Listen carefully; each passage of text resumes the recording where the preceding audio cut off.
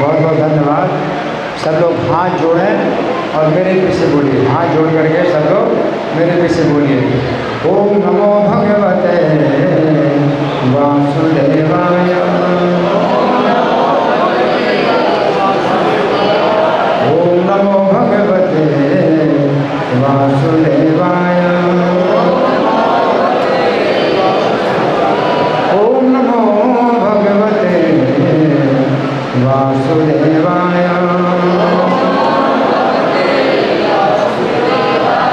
ग्रंथराज श्रीमद् भगवद गीता यथारूप अध्याय 14, अध्याय का नाम है प्रकृति के गुण और श्लोक संख्या है 5। तो आप लोग मेरे पीछे बोलेंगे, ठीक है। सत्वं रजस्तम इति। अच्छा, और मैं कम बोलूँगा, तोड़ करके बोलूँगा। सत्वं रजस्तम इति गुणा प्रकृति संभवा निबध्नन्ति महाबाहो देहे देहिनम् अव्ययम्। सब लोग बोलिए जोर से। सत्वं रजस्तम इति गुणा प्रकृति संभवा निबध्नन्ति महाबाहो देहे देहिनम् अव्ययम्। देखिए, अगर आप बोलेंगे तो आपका मुँह शुद्ध होगा। ये भगवान के शब्द हैं, अगर अपने मुँह से उच्चारण करोगे तो आपका मुँह शुद्ध होगा। तो अपना मुँह शुद्ध करना है तो बोलो। आपका मुँह है और मुँह को शुद्ध करना है तो मेरे पीछे बोलो। सत्वं रजस्तम इति गुणा प्रकृति संभवा निबध्नन्ति महाबाहो देहे देहिनम् अव्ययम्। अब शब्दार्थ मेरे पीछे बोलिए। सत्वं सतोगुण, रजः रजोगुण, तमः तमोगुण इति इस प्रकार गुणाः गुण प्रकृति भौतिक प्रकृति से संभवाः उत्पन्न निबध्नन्ति बांधते हैं महाबाहो हे बलिष्ठ भुजाओं वाले देहे इस शरीर में देहिनम जीव को अव्ययम नित्य अविनाशी। अनुवाद मेरे पीछे बोलिए। भौतिक प्रकृति 3 गुणों से युक्त है। ये हैं सतो रजो तथा तमोगुण। हे महाबाहु अर्जुन, जब शाश्वत जीव प्रकृति के संसर्ग में आता है तो वह इन गुणों से बंध जाता है। तो यहाँ पर हम धागा लगा करके प्रार्थना निकालेंगे। भूमिका में पहला पेज निकालेंगे। आप सब लोग मेरे साथ बोलें। ओम अज्ञानतिमिरान्धस्य ज्ञानाञ्जनशलाकया चक्षुरुन्मीलितं येन तस्मै श्रीगुरवे नमः। श्रीचैतन्यमनोभीष्टं स्थापितं येन भूतले स्वयं रूपः कदा मह्यं ददाति स्वपदान्तिकं। वन्देऽहं श्रीगुरो श्रीयुतपदकमलं श्रीगुरुं वैष्णवांश्च श्रीरूपं साग्रजातं सहगणरघुनाथान्वितं तं सजीवं साद्वैतं सावधूतं परिजनसहितं कृष्ण चैतन्य देवं श्री राधा कृष्ण पादां सहगण ललिता श्री विशाखान्वितांश्च हे कृष्ण करुणा सिंधो दीनबंधो जगत्पते गोपेश गोपिका कांत राधा कांत नमोस्तुते तप्त कांचन गौरांगी राधे वृंदावनेश्वरी वृषभानुसुते देवी प्रणमामि हरिप्रिये वाञ्छाकल्पतरुभ्यश्च कृपा सिन्धुभ्येव च पतितानां पावनेभ्यो वैष्णवेभ्यो नमो नमः। जय श्री कृष्ण चैतन्य प्रभु नित्यानंद श्री अद्वैत गदाधर श्रीवासादि गौर भक्तवृंद। हरे कृष्णा कृष्ण कृष्ण हरे हरे हरे राम राम राम हरे हरे। नमो विष्णुपादाय कृष्ण प्रेष्ठाय भूतले श्रीमते भक्ति वेदांत स्वामिनिति नामिने। नमस्ते सरस्वती देवे गौरवाणी प्रचारिणे निर्विशेषा शून्यवादी पाश्चात्य देशधारिणे। कुछ लोग फिर से समझेंगे, भगवान बता रहे हैं। आवाज़ आ रही सबको, सुनाई पड़ रहा है? भगवान बता रहे हैं कि सत्वम रजस्तम इति गुणा प्रकृति संभवा। 3 गुण हैं जो प्रकृति से उत्पन्न होते हैं। कितने गुण हैं? 3 गुण हैं जो प्रकृति से उत्पन्न होते हैं। पहला है सतोगुण, दूसरा रजोगुण, तीसरा तमोगुण। ये 3 गुण प्रकृति से उत्पन्न होते हैं और क्या करते हैं? निबध्नन्ति, बांधते हैं। किसको? देहिनम, शरीर के अंदर जीवात्मा को बांधते हैं। जीवात्मा को बांधते हैं, किससे बांधते हैं? देह के साथ बांधते हैं। शरीर के अंदर जो जीवात्मा है वो अविनाशी है और शरीर है अनित्य है। शरीर तो अनित्य है और जीवात्मा नित्य है, लेकिन इस नित्य जीवात्मा को, अविनाशी जीवात्मा को अनित्य शरीर से ये 3 गुण बांध देते हैं। सोचिए कितनी शक्ति है। ये 3 गुण जो है अविनाशी जीवात्मा की, जीवात्मा अविनाशी है। देह के नष्ट होने पर जीवात्मा नष्ट नहीं होता तो शरीर बदलता है। शरीर अनित्य है और जीवात्मा अविनाशी है। इन 3 गुण जो है इतने शक्तिशाली हैं कि अविनाशी जीवात्मा को इस नश्वर शरीर के साथ बांध देते हैं। जैसे मान लीजिए कि आपको मैं जो है बांध दूँ एक खूंटे से, एक खंभे से बांध दूँ, है ना। उसी प्रकार से जो ये 3 गुण हैं भौतिक प्रकृति के, ये जीवात्मा को शरीर से बांधते हैं।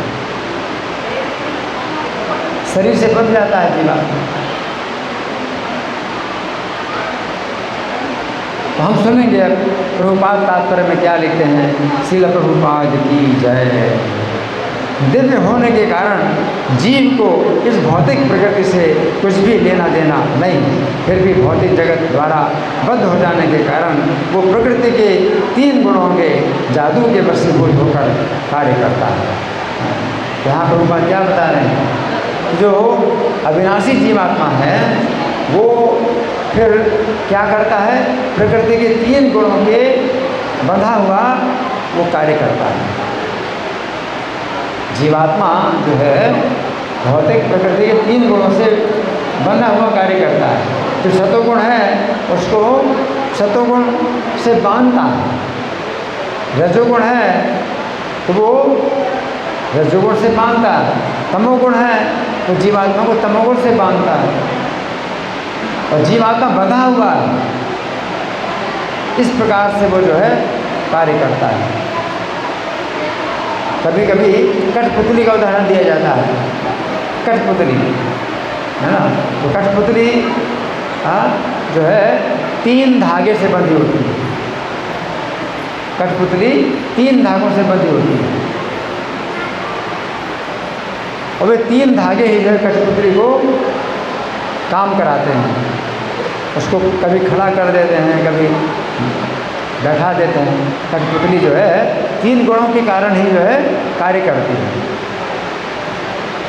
तो जीवात्मा जो है कठपुतली की तरह है, और ये 3 गुण हैं उसके जो है बंधन, 3 गुणों बंधा होकर कार्य करता है। यहाँ पर ऊपर लिख रहे हैं, चूँकि जीवों को प्रकृति की विभिन्न अवस्थाओं के अनुसार भिन्न भिन्न प्रकार के शरीर मिले हुए हैं, अतः वे उसी प्रकृति के अनुसार कर्म करने के लिए प्रेरित होते हैं। यही अनेक प्रकार के सुख दुख का कारण है। ये 3 गुण ही जो है जीवात्मा को अलग अलग शरीर प्रदान करते हैं। 3 गुणों का जो मिश्रण है वो अलग अलग प्रकार से होता है। मैंने क्लास का बोला था, क्लास का है, क्लास का अच्छा दोनों हैं, ठीक। तो प्रकृति के जो 3 गुण हैं उनका अलग अलग अनुपात के अनुसार अलग अलग प्रकार के शरीर मिलते हैं। मनुष्य का शरीर मिलता है तो रजोगुण की ज़्यादा मात्रा होती है। देवताओं का शरीर मिलता है, सत्वगुण की ज़्यादा मात्रा होती है। पशु पक्षियों का शरीर मिलता है, तमोगुण की ज़्यादा मात्रा होती है। वृक्ष का शरीर मिलता है तो तमोगुण की और ज़्यादा मात्रा होती है। इस प्रकार से गुणों की अलग अलग मात्रा के अनुसार जीव को 84 लाख प्रकार के शरीर प्राप्त होते हैं। तो यहाँ प्रभुपाद का तात्पर्य समाप्त हुआ। अब मैं आपको पढ़ के सुनाऊँगा श्री भगवान ने कहा से इस श्लोक की व्याख्या। आप लोग बड़े ध्यान से सुने।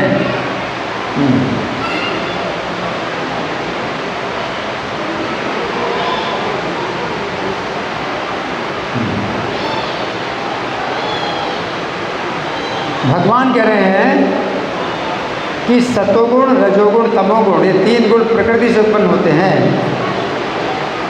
तो ये 3 गुण प्रकृति के हैं, तो श्री कृष्ण को छू भी नहीं सकते। श्री कृष्ण पूर्ण पुरुष है। भौतिक प्रकृति के 3 गुण हैं, ये श्री कृष्ण को छू भी नहीं सकते, क्योंकि श्री कृष्ण कौन है? पूर्ण पुरुष है। और जो जीवात्मा है, ये जीवात्मा क्या है? ये पूर्ण पुरुष नहीं है, भगवान की तरह पूर्ण पुरुष नहीं है। इस कारण से ये भौतिक प्रकृति के 3 गुण जीवात्मा को मानते हैं। तो यहाँ पर श्री कृष्ण कह रहे हैं कि सतोगुण, रजोगुण, तमोगुण, ये 3 गुण प्रकृति से उत्पन्न हुए हैं। और गीता के 7वें अध्याय का श्लोक संख्या 14 में श्री कृष्ण कहते हैं उनकी माया 3 गुणों वाली है। भगवान ने क्या कहा कि उनकी माया 3 गुणों वाली है। हाँ? तो 3 गुणों वाली है। इस प्रकार प्रकृति के ये 3 गुण भी माया के 3 रूप हैं। ये 3 गुण जीव को दूर से दिखाई देते हैं। जीव सोचता है मैं इन गुणों को भोग सकता हूँ। माया है ना, माया जो है 3 गुण दिखाती है। जीवात्मा सोचता है कि मैं इनको भोग सकता हूँ। उसी प्रकार से जैसे पतंगा जब दूर से देखता है आग को, तो क्या सोचता है मैं इसको भोग सकता हूँ। लेकिन वो जाता है और क्या होता है? नष्ट हो जाता है। वो भोग नहीं सकता, वो तो आग में नष्ट हो जाता है। उसी प्रकार से जीव जो है माया के 3 गुणों को देख करके क्या सोचता है? मैं इनको भोग लूँ। अब जिस गुण को भोगना चाहता है उसी गुण से बंध जाता है, उसी गुण से बंध जाता है हमारा। तो जीव सोचता है मैं गुणों को भोग सकता हूँ क्योंकि ये गुण है, इनमें किसी प्रकार का दोष नहीं। परंतु जिस समय जीव इन गुणों को भोगने लगता है उस समय ये गुण जीव के साथ दूसरे अर्थ में व्यवहार करते हैं, ये जीव को बांधते हैं। प्रारंभ में जीव सोचता है मैं इन 3 गुणों को भोगूंगा क्योंकि ये गुण है, इनमें किसी प्रकार का दोष नहीं है। परंतु जिस समय जीव इन गुणों को भोगता है उस समय जीव को पता चलता है कि ये 3 गुण तो बंधन है। जैसे पतंगा जो है दूर से आग को देखता है तो सोचता है कि मैं इसको भोग सकता हूँ, लेकिन जब आग में चला जाता है तो अब जो है उसको समझ में आता है कि अब तो मेरा विनाश हो गया। ये भोगने वाली चीज़ नहीं है, ये तो विनाशकारी, आग विनाशकारी। उसी प्रकार से जीव 3 गुणों को दूर से देखता है, माया के 3 गुण हैं, तो वो सोचता है कि मैं इनको भोग सकता हूँ। जब उसमें भोगने जाता है तो क्या होता है, उससे पता चलता है कि ये गुण तो बंधन है, इनमें तो दोष ही दोष है, किसी प्रकार के गुण नहीं है। तो 3 गुण प्रकृति से उत्पन्न है, परंतु वास्तव में ये जीव को बांधते हैं। तो यहाँ पर श्री कृष्ण कह रहे हैं ये 3 गुण प्रकृति से उत्पन्न हुए हैं। ये समझने की बात है कि जिस समय जीव श्री कृष्ण की सेवा से विमुख होकर स्वतंत्र रूप से भोगना चाहता है, जीवात्मा क्या सोचता है, श्री कृष्ण से स्वतंत्र होकर के मैं सुखी हो सकता हूँ। जब जीवात्मा ऐसा सोचता है उस समय भौतिक प्रकृति जीव के लिए 3 गुण उत्पन्न करती है। लो भोगो। प्रकृति, भौतिक प्रकृति क्या कहती है, अच्छा श्री कृष्ण से स्वतंत्र होकर के तुम भोगना चाहते हो, लो भोगो। तो 3 गुण जो है वो दिखाती है। हाँ, किसको भोगना है, किसको भोगना है। हाँ? जो दूर से भोगने की वस्तु के समान दिखाई देते हैं, परंतु वास्तव में ये बंधन है। जिस प्रकार मछली को प्रलोभित करने के लिए मछुआरा कांटे में कुछ भोजन की सामग्री लगा देता है, परंतु मछुआरे का प्रयोजन तो मछली को फंसाना होता है, उसी प्रकार भौतिक प्रकृति इन 3 गुणों को उन जीवों को फंसाने के लिए उत्पन्न करती है जो श्री कृष्ण की सेवा से विमुख होकर स्वतंत्र रूप से भोगना चाहते हैं। भौतिक प्रकृति मछुआरे के समान है। भौतिक प्रकृति किसके समान है, मछुआरे के समान है, और जीवात्मा मछली के समान है। मछली को पकड़ने के लिए मछुआरा क्या करता है, कांटे में कुछ भोजन की सामग्री लगा देता है मछली को पकड़ने के लिए, फंसाने के लिए। और मछली सोचती है ये खाने की चीज़ है, और जैसे ही वो खाती है तो पूरा मुंह जो है कांटे से आर पार हो जाता है, मारी जाती है। तो जीवात्मा जब भगवान से अलग होकर के श्री कृष्ण से स्वतंत्र होकर के वो सुखी होना चाहता है तो भौतिक प्रकृति उसको इस प्रकार से फंसाती है, दिखाती सुख है, उसमें होता क्या है, बंधन। लो अब तुम सुखी हो जाओ। भौतिक प्रकृति जो है दंड देती है कि तुम श्री कृष्ण से स्वतंत्र होकर के सुखी होना चाहते थे, लो अब सुखी हो। भौतिक प्रकृति है, ये बात समझने की है। यदि प्रकृति इन 3 गुणों को श्री कृष्ण के विरुद्ध आचरण करने वाले जीवों को बांधने के लिए उत्पन्न करती है तो श्री कृष्ण इन गुणों से किस प्रकार बंध सकते हैं। तो भौतिक प्रकृति तो श्री कृष्ण की सेवा में है, तो श्री कृष्ण को थोड़े बांध सकते हैं 3 गुण। वो तो श्री कृष्ण के विरुद्ध जो जीव होते हैं उनको बांधती है, तो श्री कृष्ण कैसे इन गुणों से बंधेंगे। तो यहाँ पर श्री कृष्ण कह रहे हैं कि 3 गुण प्रकृति के द्वारा उत्पन्न होते हैं। अब ये बंधन, ये 3 प्रकार के बंधन हैं। भौतिक प्रकृति जिस समय देखती है कि ये जीव श्री कृष्ण की सेवा से नहीं बंधना चाहता है, स्वतंत्र रूप से सुखी होना चाहता है, उस समय वो इस प्रकार सोचती है ये जीव यदि श्री कृष्ण की सेवा से नहीं बंधना चाहता है तो मैं इसे दूसरी प्रकार से बांधूंगी। भौतिक प्रकृति क्या सोचती है, ये श्री कृष्ण की सेवा से नहीं बंधना चाहता तो मैं इसको दूसरे प्रकार से बांधूंगी। मैं इस जीव के लिए 3 प्रकार के बंधन उत्पन्न करूंगी, जिनके आगे के हिस्से में जीव को कुछ भोग की सामग्री दिखाई देगी। फिर जिस समय जीव इन 3 प्रकार के बंधनों में से जिस बंधन के भोगों में बंध जाएगा, उसी बंधन की तरह उससे मैं इसे खींचूंगी। जिसे मछुआरा है ना, जब मछली फंस जाती है तो फिर मछुआरा क्या करता है, खींच लेता है, मछली को खींच लेता है। तो भौतिक प्रकृति इस प्रकार से 3 गुणों के बंधन में जीव को बांध करके खींच लेती है। प्रकृति की ये गुप्त योजना जीव के विरुद्ध होती है।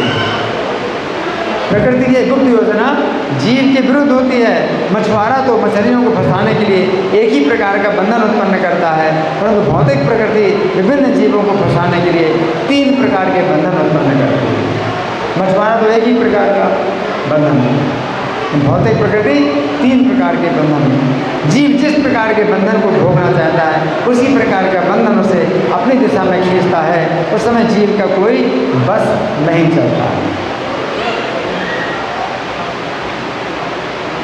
फिर भगवान कहते हैं कि 3 गुण नित्य जीव को देह से बांधते हैं। तो यहाँ पर श्री कृष्ण अर्जुन के लिए महाबाहु शब्द का प्रयोग कर रहे हैं। भगवान अर्जुन को क्या बोलते हैं, महाबाहु। महाबाहु का मतलब क्या है कि हे अर्जुन, तुम्हारी भुजाएं अत्यंत बलिष्ठ हैं, इसलिए कोई भी शत्रु तुम्हें बांध नहीं सकता है।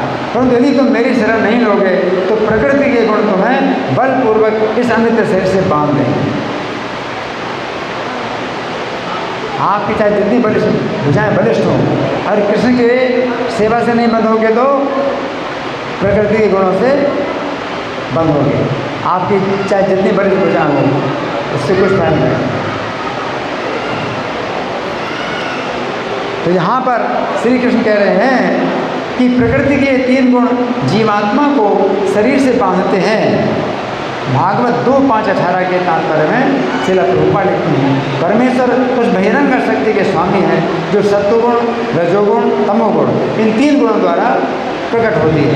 और इस शक्ति के स्वामी होने के कारण वे कभी भी इस मोह शक्ति से प्रभावित नहीं होते।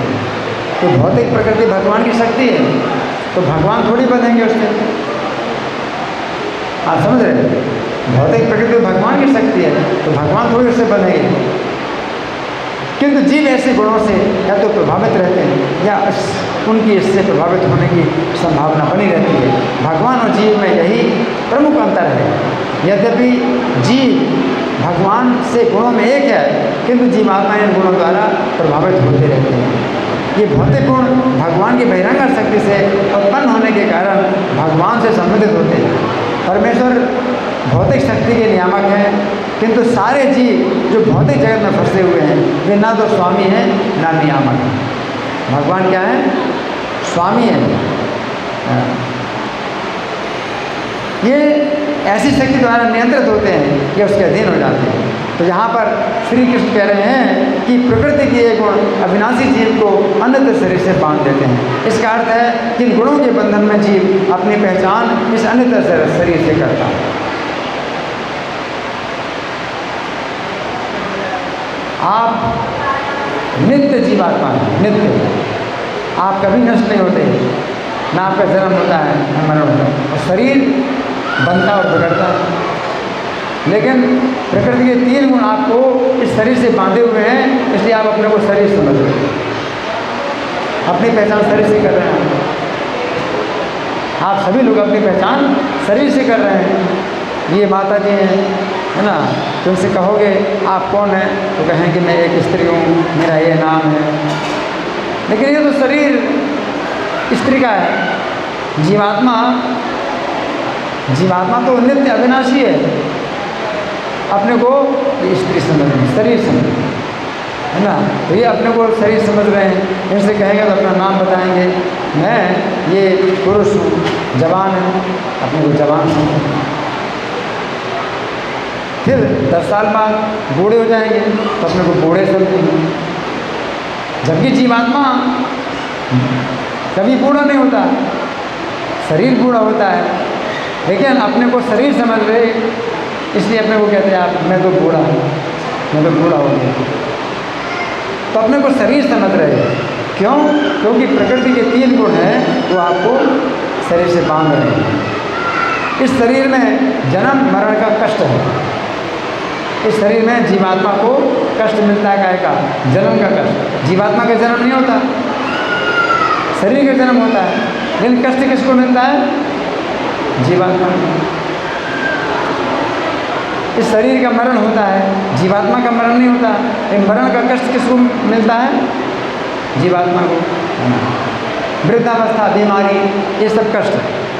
उन कष्टों को जीव अनुभव करने लगता है, क्योंकि वो इन 3 गुणों के द्वारा शरीर से बंधा हुआ है। तो गीता 7:14 के तात्पर्य में श्रील प्रभुपाद लिखते हैं, गुण का दूसरा अर्थ रस्सी है। यदि व्यक्ति के हाथ पैर बांध दिए जाएं तो वो अपने को छुड़ा नहीं सकता है। उसकी सहायता के लिए कोई ऐसा व्यक्ति चाहिए जो बंधा हुआ ना हो। अब हम आप सभी लोग प्रकृति के 3 गुणों से बंधे हुए हैं, तो हम छूट नहीं सकते। हम नहीं छूट सकते। 3 गुण हैं, 3 गुणों ने हमें बांधा हुआ है, तो हम नहीं छूट सकते। हमें ऐसा व्यक्ति छुड़ाए जो बंधा हुआ नहीं है। तो वो कौन है? श्री कृष्ण है। श्री कृष्ण हैं जो परमात्मा के रूप में हमारे साथ हैं। अतः केवल श्री कृष्ण या उनके प्रामाणिक प्रतिनिधि गुरु ही बद्ध जीव को छुड़ा सकते हैं। बिना ऐसी उत्कृष्ट सहायता के भव बंधन से छुटकारा नहीं मिल सकता। भक्ति या कृष्ण भावना में इस प्रकार के छुटकारे में सहायक हो सकता है। श्री कृष्ण माया के देशर होने के नाते इस दुर्लभ शक्ति को आदेश दे सकते हैं कि वो बद्ध जीव को छोड़ दे। भगवान का एक इशारा काफ़ी है। भगवान ऐसे कहते हैं कि प्रकृति आपको बंधन मुक्त करेगी। आप चाहे जितने भी हाथ पैर मारें, भौतिक प्रकृति आपको नहीं छोड़ेगी, बंधे रहेगी। और कृष्ण से आप प्रार्थना करें कि हे कृष्ण रक्षा करो, हे कृष्ण रक्षा करो, तो कृष्ण क्या कहेंगे? छोड़ दो इसको, और भौतिक प्रकृति आपको छोड़ देगी। अतः निष्ठुर माया के बंधन से मुक्त होने का एकमात्र साधन है भगवान के चरण कमलों की शरण लेना। इसलिए भगवान ने क्या कहा? 7वें अध्याय का 14 श्लोक, दैवी हेषा गुणमयी मम माया दुरत्या। ये जो मेरी माया है 3 गुणों की बनी हुई बहुत दुरत्या है। यानी आप छूट नहीं सकते, अपने प्रयास से आप बिल्कुल नहीं छूट सकते। 3 गुणों से आप बंधे हुए।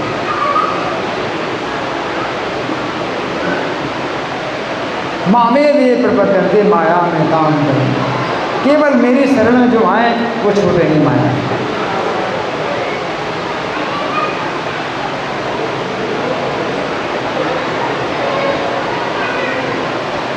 इस रहस्य को कोई नहीं जानता।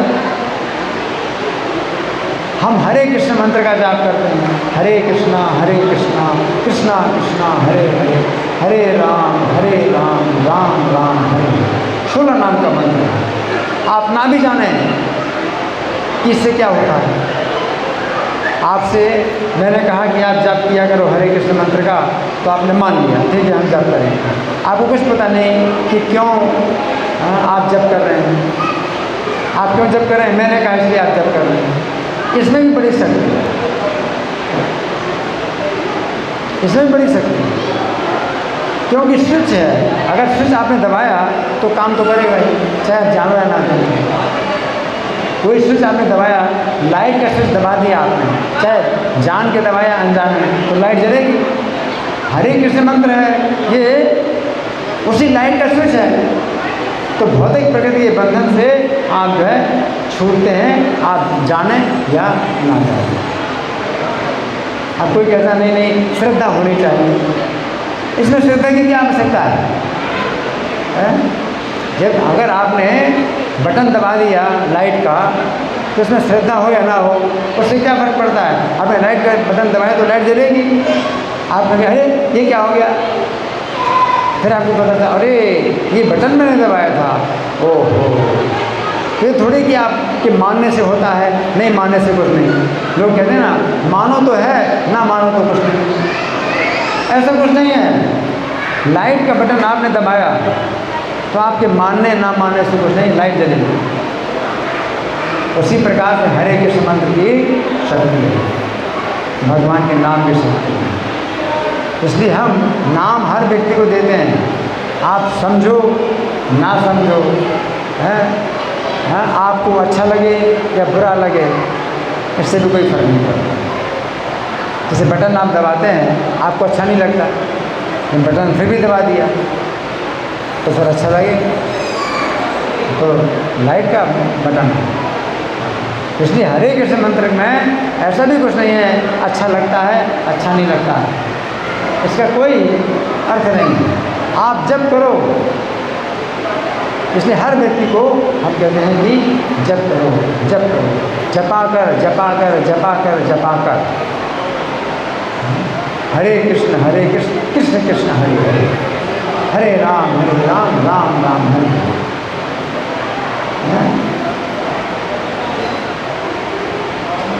तो हम सबसे पहले भी और सबसे बाद में और हर समय हर व्यक्ति को बोलते हैं भाई हरे कृष्ण बोलो, भाई हरे कृष्ण बोलो। गदाधर पंडित थे, गदाधर दास गोस्वामी, गदाधर पंडित और राधा रानी अवतार है। गदाधर दास गोस्वामी जो थे, ये जो है एक मुसलमान काजी के घर में आ गए, और मुसलमान काजी बड़ा जो है कट्टर और बड़ा दुष्ट होता है, और हिंदुओं से तो बहुत नफरत करते हैं। गदाधर दास गोस्वामी काजी के घर में आ गए, और वो काजी जो है बोला गदाधर दास तुम इस समय मेरे घर में क्यों आए? तो गदाधर दास बोले कि देखो चैतन्य महाप्रभु ने सबसे हरि नाम कहलवाया है, लेकिन तुमने नहीं बोला, मैं तुमसे हरि नाम बुलवाने आया। तो काजी बोला गदाधर दास इस समय तो तुम अपने घर जाओ, मैं कल हरि नाम बोलूँगा। उसने कहा इस समय तो तुम घर जाओ अपने, मैं कल हरि नाम बोलूँगा। गदाधर दास बोले कल क्या, तुमने अभी बोल तो दिया हरि नाम, तुम्हारा उद्धार हो गया। उसने कहा मैं कल हरि नाम बोलूँगा। तो गदाधर दास बोले कि तुमने जो है कल क्या, अभी हरि नाम बोल दिया, तुम्हारा तो उद्धार हो गया।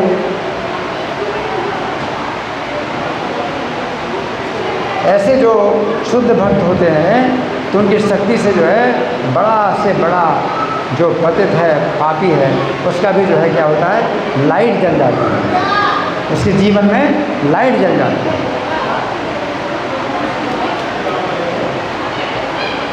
नाम जो है अगर अपराध ना हो, अगर नाम का अपराध ना हो, तो अनजाने में भी नाम लिया जाए तो भी इससे क्या है, पूरी शक्ति। अजामिल जो था अपने पुत्र को जब नारायण बोलता था तो वो कुछ नहीं सोचता था कि मैं भगवान नारायण का नाम बोल रहा हूँ, तो कुछ भी इसमें नहीं सोचता था कि भगवान का नाम है, ये पवित्र नाम है, कुछ नहीं बोल रहा था। लेकिन अपने पुत्र को नारायण बोल रहा था, उसमें उसकी रक्षा हो रही, उसमें उसकी रक्षा हो रही। विकृष्ट पुत्र भगवान यदि जान लो नारायण न्याय मुक्ति। वो तो पापी था, अजामिल तो बहुत पापी था, विकृष्ट पुत्र भगवान यदि जान लो। तो अपने पुत्र को पुकारने के लिए इसने नारायण बोला था जिस समय वो मरने वाला था, और उसकी मुक्ति हो गई। इतनी बड़ी शक्ति है भगवान के नाम में। लेकिन भगवान बता रहे हैं कि अगर आप इतना सरल उपाय आप नहीं अपनाते तो आपके लिए फिर दिक्कत ही दिक्कत रहेगी, कोई उपाय नहीं। कलयुग में और कोई उपाय नहीं है। हरे नाम हरे नाम हरे नाम है बोला, केवल हरि नाम, केवल हरि नाम, केवल हरि नाम ही गति है। चलो नास्तेव नास्तेव नास्तेव गति बोला, अन्यथा गति नहीं है, नहीं है, नहीं है, हरि नाम ही।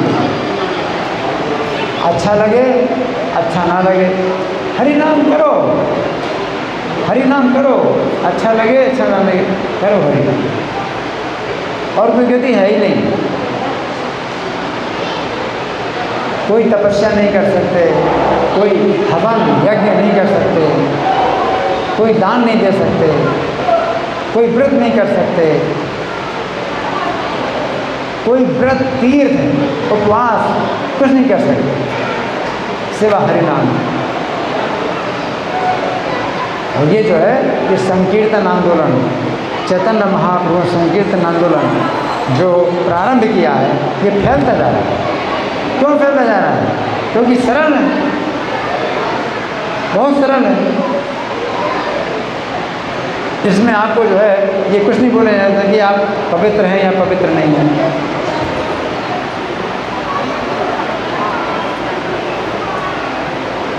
अपवित्र पवित्रो वा सर्वावस्थाम लोगों पिता, चाहे पवित्र हो चाहे अपवित्र हो, सब प्रकार की अवस्थाओं में यह स्मृत कुंडलिकाक्षम संबाह्याभ्यंतरा शुचि। भगवान का नाम अगर लेते हो तो अंदर से भी पवित्र हो, बाहर से भी पवित्र हो। फिर भी आप भगवान का नाम नहीं लेते, अरे हम तो अपवित्र हैं, हम भगवान का नाम नहीं लेंगे, तो दुर्भाग्य आपका, कई दुर्भाग्य है। भगवान ने तो इतना बड़ा सौभाग्य दिया, इतनी बड़ी कृपा की कि कोई नियम नहीं बनाया कि अशुद्ध अवस्था में नहीं लेना चाहिए। भगवान ने ऐसा कुछ भी नियम नहीं बनाया। इतनी भगवान की कृपा, एक दुर्भाग्य अपना क्या कि नियम बना दे, नियम बना दे।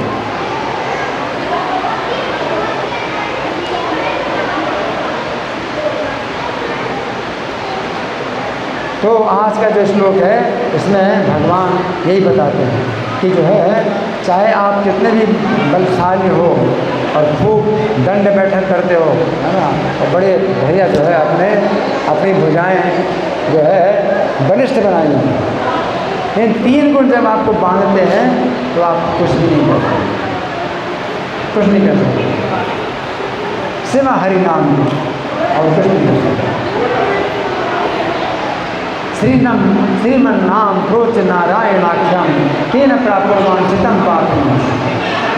नारायण नाम का जो है बोल करके, नारायण नाम बोल करके कितने कितने पापियों ने अपना स्वार्थ पूरा कर लिया। पापी होते भी उन्होंने अपना पूरा स्वार्थ कर लिया। हाना पूर्वम वाक प्रवृत्तान तस्मिन तेन प्राप्तम गर्भवासा दुर्गम। हाय हम ही जो है क्या रहे, वंचित रहे, हमारा ही जो है इसमें नुकसान हुआ कि हमने नाम नहीं लिया, नारायण का नाम नहीं लिया, इसीलिए बार बार गर्भ में आते रहे। माता के गर्भ में बार बार आना असीमित कष्ट की बात है, और बार बार गर्भ में आए माता के, क्यों कि नारायण नाम नहीं ली। अब नारायण नाम नहीं लोगे तो बार बार माता के गर्भ में आओगे। गर्भवास का दुख जीवात्मा को जो है, गर्भवास का जो दुख मिलता है असीमित कष्ट, माता के गर्भ में रहना पड़ता है, असीमित कष्ट। तेन प्राप्तम, इसी कारण से गर्भ का हमें वास प्राप्त हुआ, दुख मिला गर्भवास का। क्यों? क्योंकि हमने नारायण नाम बोला नहीं। बोलना ही तो है, और क्या करना है, और कुछ नहीं करना, बोलना है। लोग कहते हैं कि बोलने से कुछ नहीं होगा, कुछ करो, खाली बोलने से कुछ नहीं होगा। अरे यहाँ तो बोलने से ही सब कुछ होगा, और कुछ करने की जरूरत नहीं, खाली बोलना।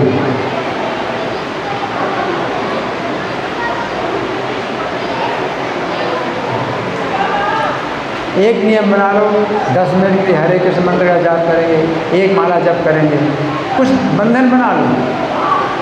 3 गुणों से बंधे हो, अगर नाम से बंध जाओ तो उस बंधन से छूट जाओ। तो बंधन मांगो, भगवान से प्रार्थना करो कि मुझे अपने सेवा में बांधो, भगवान की सेवा से बंधोगे तो 3 गुणों से छूटोगे, और 3 गुणों से नहीं तो बंधे रहोगे और बुरी हालत होगी। गर्भ में बार बार वास करोगे। अब भगवान की सेवा के लायक कुछ नहीं है तो नाम से बंधे जाओगे। अपनी मर्जी से ही नाम का जो है बंधन स्वीकार करो। कितना नाम करोगे? संख्या पूर्वक 1 माला, 2 माला, 3 माला करो, या घड़ी से देख करके 10 मिनट, 15 मिनट, 20 मिनट करोगे।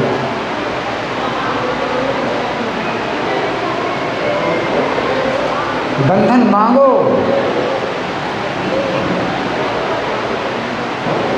अगर आप बंधना नहीं चाहते, कुछ लोग कहते हैं हम बंधना नहीं चाहते, हम नाम लेते हैं, अपनी मर्जी से नाम लेते हैं, जब अच्छा लगता है तो नाम लेते हैं, हम बंधना नहीं चाहते। नहीं बंधना चाहते हो तो बंधोगे फिर 3 गुणों से बंधो। इस शरीर से बंधे हुए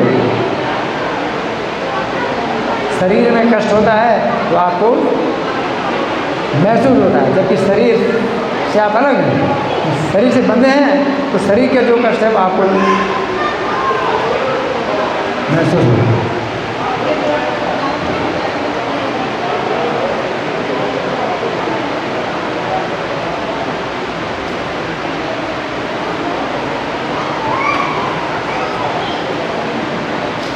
हमारे जो इस्कॉन के भक्त हैं तो हर व्यक्ति को जो है माला से बांधते हैं कि माला जप करो, 1 माला जप करो, 2 माला जप करो, है ना। ये नाम हट भी एक कार्यक्रम है। नाम हट कार्यक्रम में जो भी बाहर के लोग आते हैं उनको बैठाते हैं और माला जप कराते हैं कि माला जप करो। उनको फिर माला भी दे देते हैं कि माला ले जाओ, माला का जप करो। कितनी बड़ी रक्षा है। इसमें अपना क्या फ़ायदा है? आपका ही फ़ायदा है। आपको जो है माला जप करना सिखाते हैं, आपके हाथ में माला देते हैं, रोज़ माला जप करो। इसमें आपका ही जो है लाभ है। जो भक्त आपको सिखाते हैं उन्हें क्या लाभ है? उन्हें तो चैतन्य महाप्रभु कृपा प्राप्त है। चैतन्य महाप्रभु की आज्ञा है, जारे देखा तारे कहो कृष्ण की।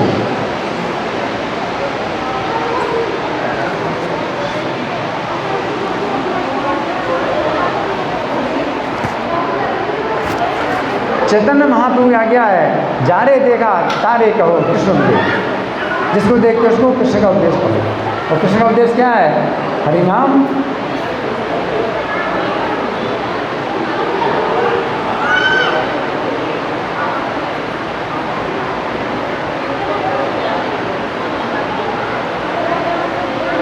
आप समझते हैं नहीं समझते हैं कोई बात नहीं, समझेंगे तो आप नाम लेंगे तो रोज़ भगवत गीता पढ़ो, रोज़ भगवत गीता पढ़ो तो नाम की महिमा समझोगे। इससे आप जो है नाम लेने में आपकी रुचि बढ़ेगी।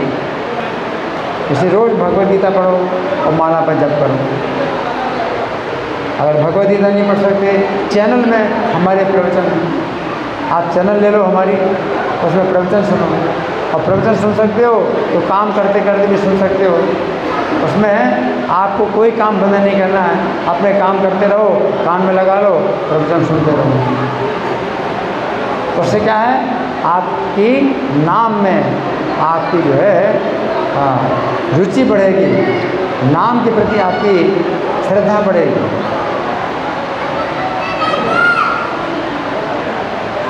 तो आज के श्लोक में हमने कुछ चर्चा की कि भगवान बता रहे हैं कि वो 3 गुण जो है प्रकृति से उत्पन्न है और जीव को बांधते हैं। अब किसी का कोई प्रश्न है, कोई मंथन है, कोई चर्चा है, या मैं प्रश्न करूँ? मैं प्रश्न करूँ? ठीक है, तो मैं प्रश्न करता हूँ।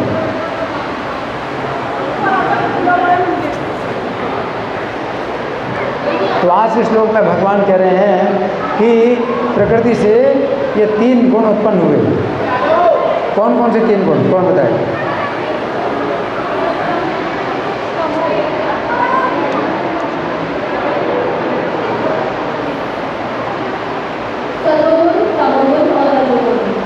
हाँ, लेकिन क्रम क्या है?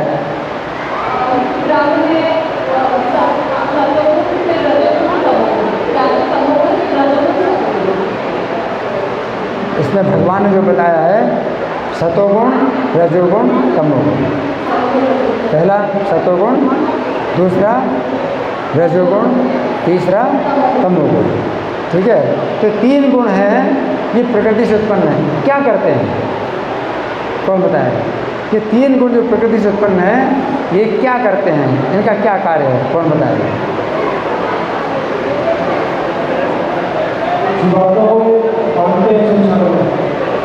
जीवात्मा को बांधते, संसार में बांधते, किस में बांधते हैं?